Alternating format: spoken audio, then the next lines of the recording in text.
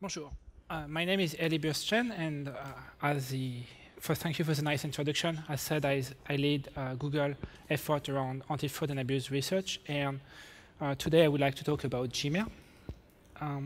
So email accounts, like the Gmail one, are very valuable for attackers.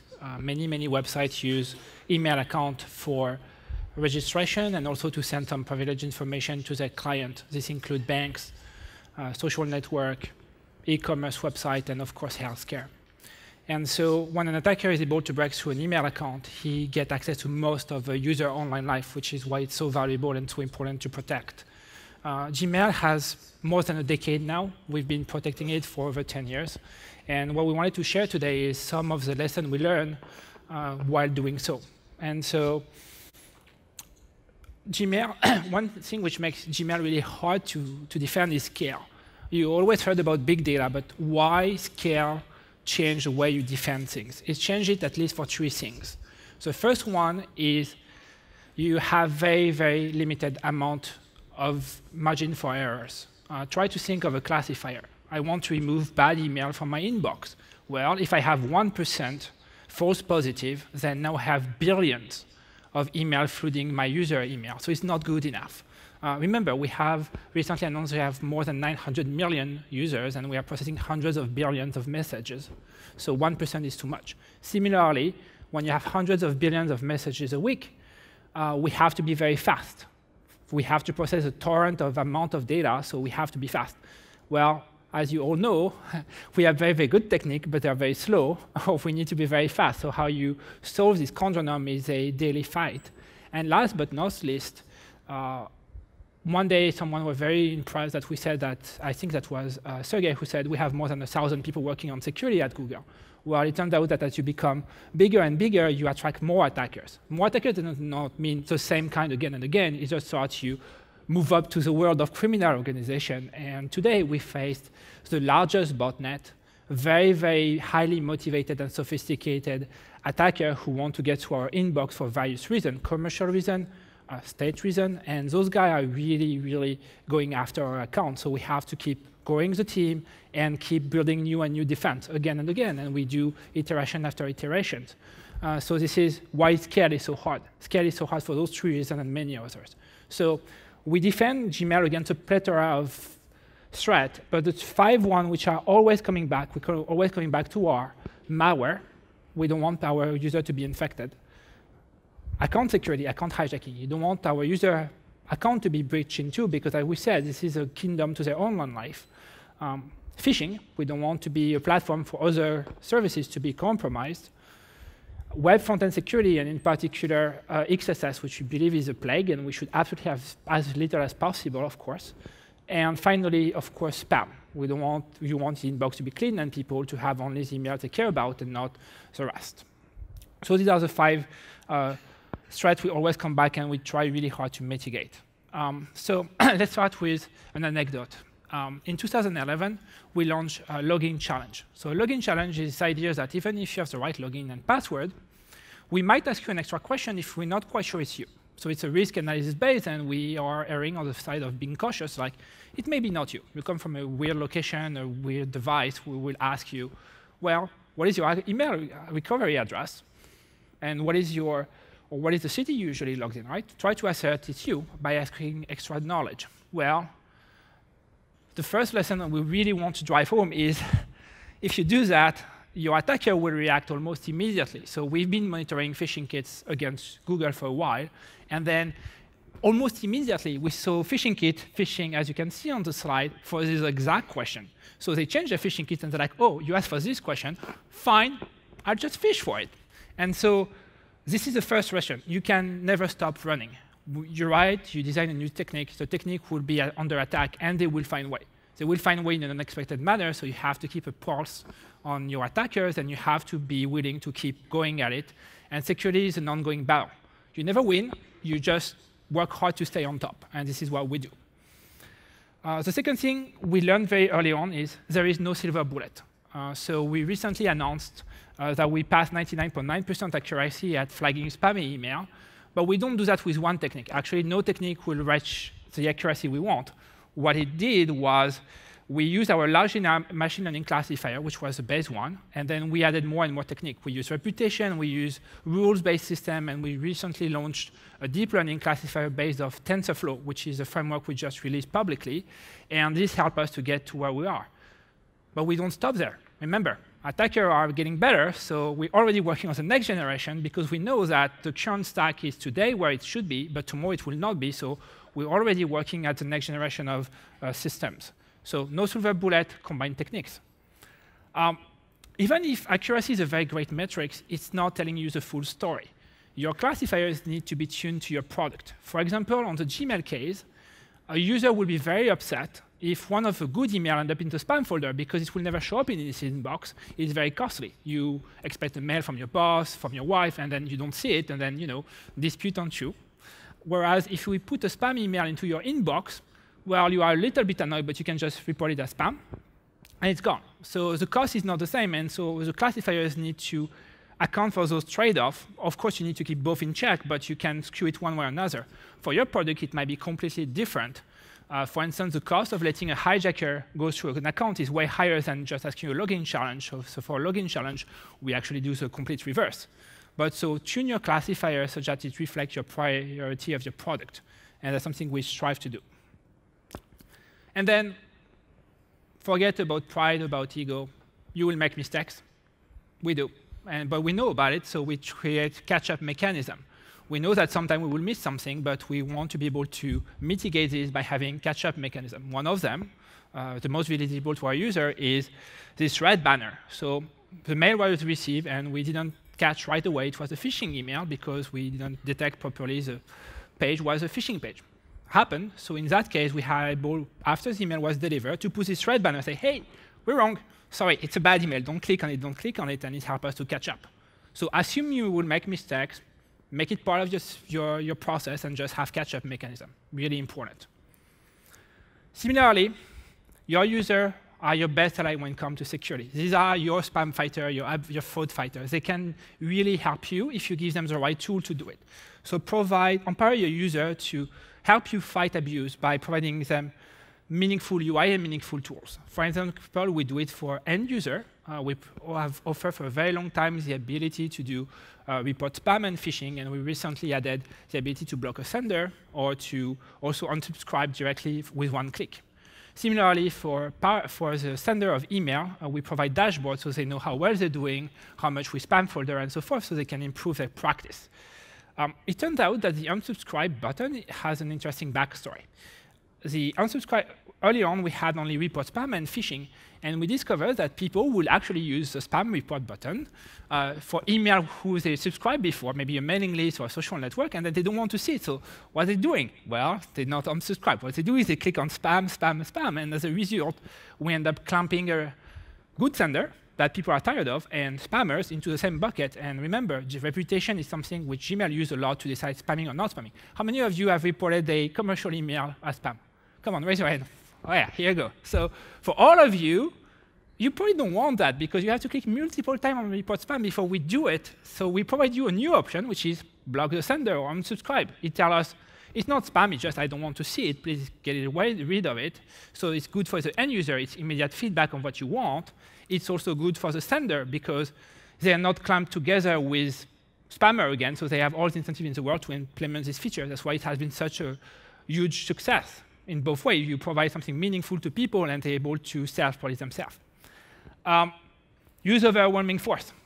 Might seem abstract, it's not. Remember, adaptive adversary means they're going to probe through your system. They're going to test this, test that, how it reacts. So when you change your system and you put a fix, don't put one at once. Put multiple at once, so it's harder for them to figure out what changed. Especially if you have code, then they can look at the code and they can figure out exactly what lines changed. So if you have a huge patch with thousands of lines, it's harder for them to understand what you changed. So it makes your life harder. So don't release patches one at a time. Clump them together and do a 3-week cycle or a weekly cycle, or even if you're Microsoft, a monthly cycle, but don't do it one at a time. It's too easy for them.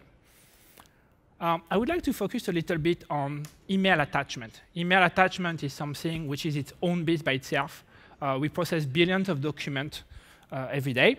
And so The first thing which is important to understand about attack is attacks do not come as a steady flow. You don't have 20 attackers knocking on your door every day. You have nothing, then you have 100, and then you have 100 million, and then you have nothing. These are bursts. And to show you really what it looks like, this is directly taken from monitoring services. This is 3 months of data from the end of 2015. And as you can see, the important thing is the spike. Sometimes we see 40 times more malware on a given day than the day before. So attacks come in bursts. They have a new idea, and they just try to bombard your user with it, and then you defeat it, and then come back. So it's planned for this huge burst. It's not a steady system, it's a bursty system, and it actually influences deeply how you should build your system. For example, when we process data, the first rule we have, do not process twice. Processing malware and documents is very expensive, and remember, at billion scale, we can't process that much. We have to be very fast. So we never, ever process things twice. We use storage, which is cheap, to record every decision we make. And in some cases, when we have this huge outbreak, it saves us up to 50% of the computation we do. Then, hindsight, this was probably the smartest decision we made. I didn't make it, but the person who made it was really, really smart. They had discussion about how Gmail will look like, right? It was 2004. And someone say, why would we authorize executable? What's the rationale? Do we really have a business case of exchanging executables through email? Well, probably not. And it won't hamper the use of the product. And remember, it's easier to not deploy a feature than to take it over from the user. User gets really upset. If you remember the PlayStation 3 example where they removed Linux, people were really upset. Taking away from people is really hard. So ask yourself beforehand, do you really need this? Is it really something you want for your product? It turned out that we don't want executable. It's really hard. I mean, honestly, there is Packer, there is all those obfuscation techniques, testing services. It would have been miserable. So by policy, we don't have executable, so we're fine. And actually, no one complained about it these days. So I think it was one of the smartest decisions. When you do design, always ask yourself, do I need it for my business purposes? If I don't, I'm opening an area of attacks. Do I really want to live with the rest of my life with this? Maybe, maybe not. But it's worth actually thinking about that. And we reject a ton of things because of this. The second thing is, even if you use the same technique, you can use multiple implementation of it. So antivirus is a great example where we rely on many antivirus together. We use ensemble learning. Ensemble learning states that if you have an engine which is above 50%, by combining multiple of those, you get a greater accuracy than using one. So use multiple antivirus to protect Gmail, so you can do the same. It's not only use different technique, it's also within the same technique, use different implementation because they would have different results. Last but not least, that's one of the most known questions we get is, how do we deal with things which are undetected? First, they are very, very rare and few, but they do exist. And they are either mutation of an old thing that people have mutated so it bypass antivirus and all our system before this one, or because they are completely new. Again, very, very rare, but we have to catch those. And to do that, we rely on dynamic execution, which is running the document in a fully environment. This is extremely costly, so we can't only do it for a few documents, and we have a complex system to decide which one. But this is how we deal with the undetectable malware.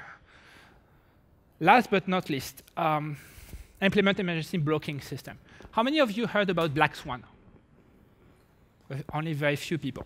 OK, so Black Swan is a theory by Nassim Taleb, which says the thing which hurts you the most is not what you plan for, but what you cannot predict. There is no point of trying, you just can't. Like a market crash.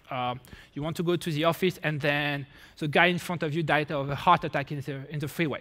You can't predict that, and it affects every aspect of our life.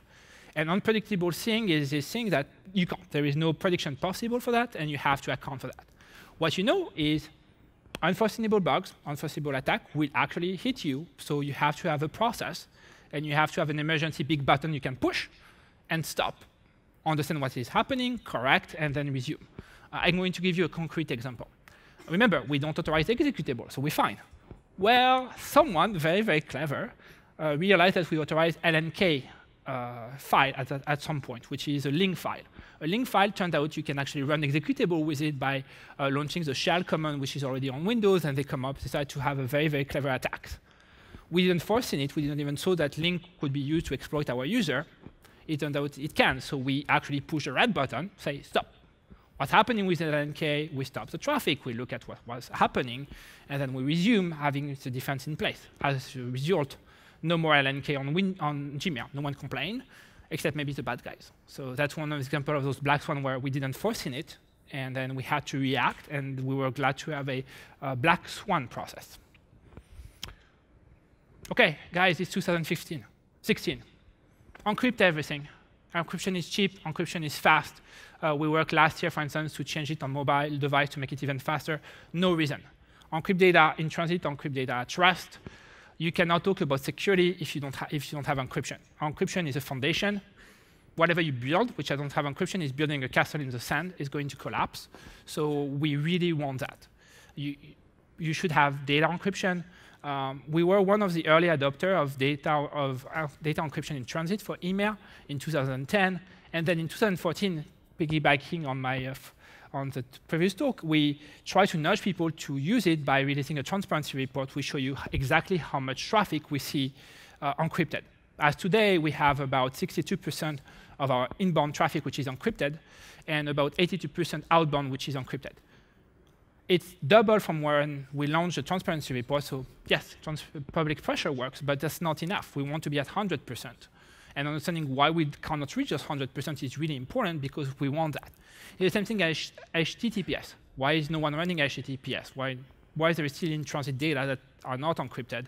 In 2016, that's a big problem. Be metric-driven. It's good for you. It's good for you on the long run because you get a sense of progress. If you don't have metrics, it's really hard to know where you are and how much you have traveled and how much you need to travel. It helps you to find your pinpoint and maybe also even show to your boss you're doing a good job, right? For Gmail, one of the key metrics we have is the number of XSS which are affecting our front end because we believe XSS is the most deadly web attack we can have against Gmail. And so we track them quarter by quarter. What this metric show you is in 2015, in the first 3 quarters, we only had 1 XSS reported, which is way lower than what we had in 2011 or 2012. It helped our team to feel that we are making progress, that Gmail is increasingly secure, and that we are in the right direction. We thought of using SQL injection as a metric, but we don't use SQL, so that would be cheating. It would be just flat. Sometimes you need to make big bets. About 4 or 5 years ago, we were discussing XSS, and we realized that one of the pain points and the difficulty is to tell for engineers to figure out how to escape data. Remember, an email is usually HTML plus CSS plus JavaScript plus God knows what, and they can be combined in any order. And so it's really hard for an engineer to figure out how am I going to escape this piece of content. And so it's the human is course of errors, and then you have to teach people of doing it, and they are reluctant to do it because they have to ship the feature in time and so forth. So really bad idea. So we beat the bullet, and we're like, OK, we need something better. Let's build a new technology. And we build auto-escaping. And auto-escaping is basically, as you can see on the slide, you say, escape my document, and then the compiler do all of it. It's a great technology, but as the talk before said, it's extremely costly to implement. It actually took our security team 1.5 years to migrate all our code. You probably use Gmail today. Some of you might be even typing as I speak. But we also have the legacy frontend, and we also have Inbox, and we have many, many, many frontends. So retrofitting security in all of them was a huge effort.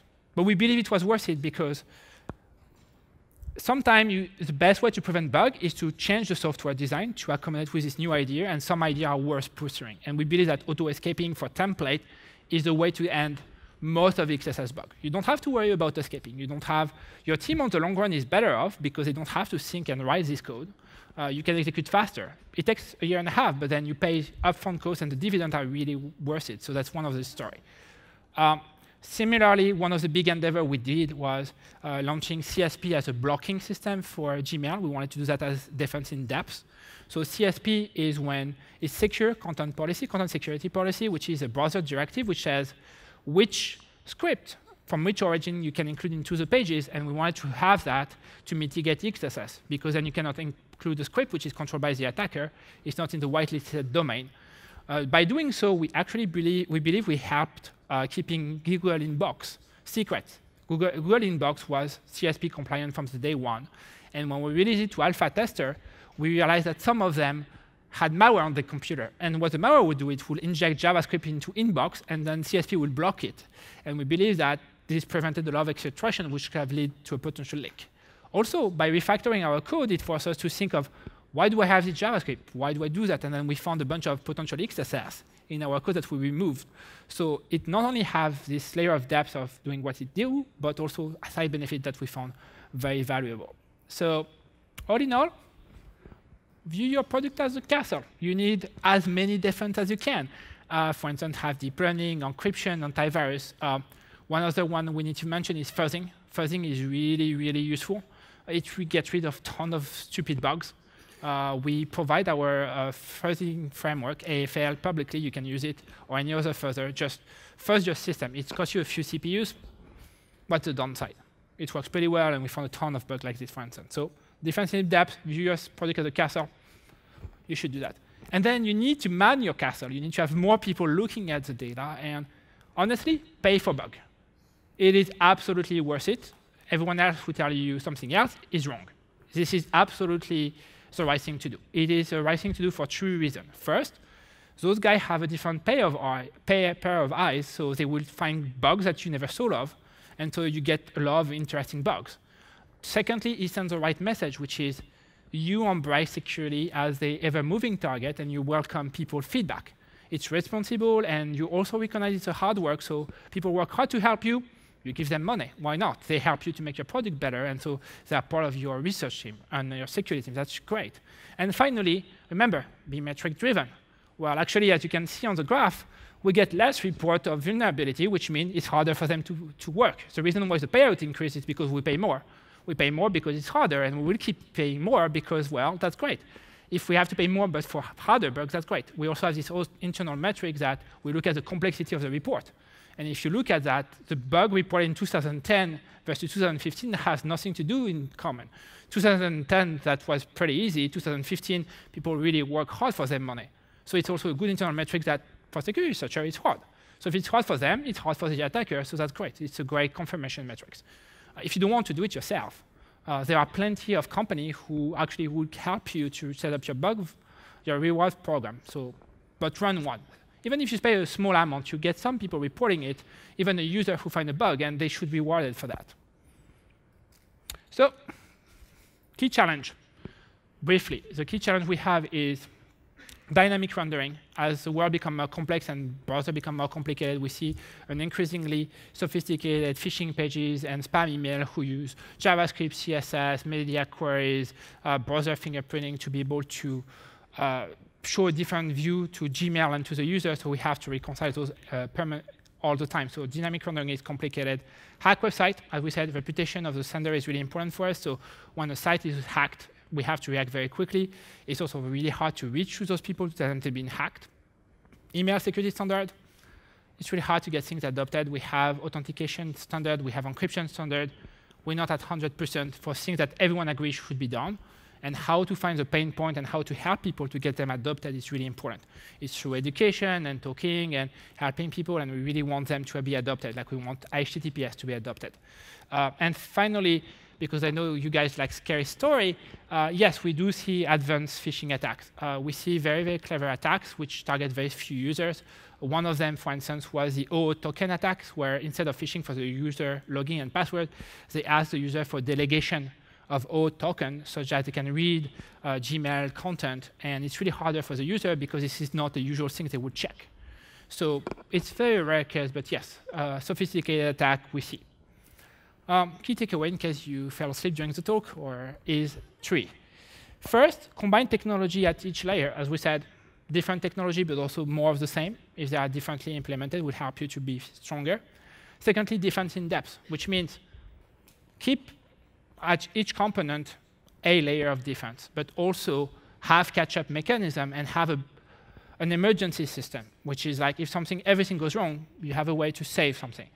And finally, you are as strong as your security team. And your security team means the people who work on security, of course, you need more of those. but you need also your engineer who don't work on security to help for security, because security is not a matter of one guy, it's a matter of everyone. It's also the matter of your user. Your users are part of your security team. You should build a system for them to help you. They will find spam for you. They will report you phishing pages. They will help you to figure out this unexpected thing because, well, we have 900 million of those, so they spot quite a few things. And finally, the research community is your team. Pay them. If they find a bug, if they have an idea on how to help your product, well, that's great. It's great. You can't have any of it, so that's for your security team. And you should be very welcoming every bug as a positive contribution and not react badly, and you should be grateful for those. Those are the secrets which we believe is really the essence of what we believe is making a strong product. So thank you very much for listening to the talk, and if you have any questions, I will take those.